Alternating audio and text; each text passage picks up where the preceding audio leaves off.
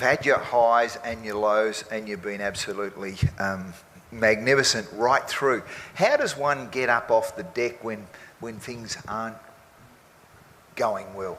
I would like to share one experience with you here. It's a funny story, but completely out of the box, which we hadn't tried, and it did wonders for our team.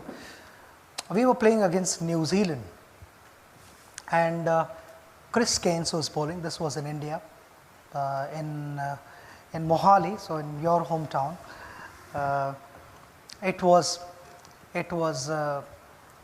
The ball was reverse swinging, and Chris Keynes was virtually beating us 2-3 times an over. I was batting with Rahul Dravid, so the main batters were batting. We'd like to believe that we were the main batters.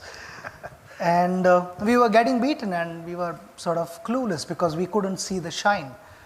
Sometimes the surfaces are such that it becomes a little difficult to figure out which side is the shiny side and which is the rough side. I expect all you guys to know what reverse swing is. Reverse swing is wherever the shiny side is, the ball starts to go in that direction.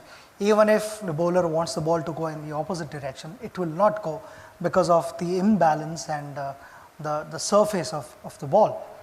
So Chris had started doing that, and I met with Rahul in the middle of the wicket, in the middle of the over. I said, I've got an idea. And he said, do you want to share it now or after the over? I said, I'll share with you after the over, but it can work. So Rahul said, okay, tell me now, what is your idea? I said to Rahul, I am closer to the bowler, and when he's walking back on the run-up, I need to stand here. When he's walking back onto his run-up, I would be watching him closely, and I'd be watching the ball. Which side is the shiny side and which side is the rough side? So Rahul said, then what happens after that?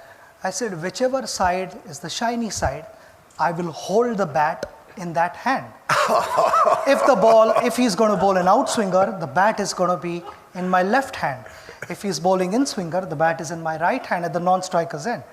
So that's the only time in my career when the batsman is ready to face the ball. He's not watching the bowler, he's watching the bat in my hand.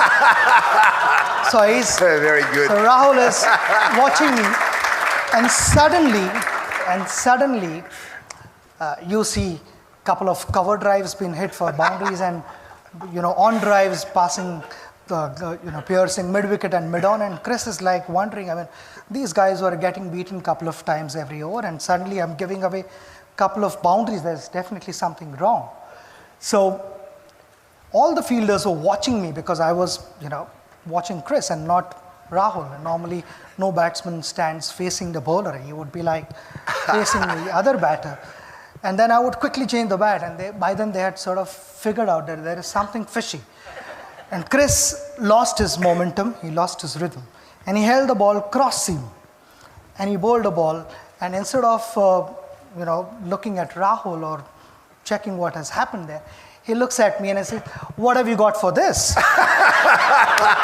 Chris didn't realize that I had also warned Rahul that if I don't know what is coming, I'm going to hold the bat in the middle.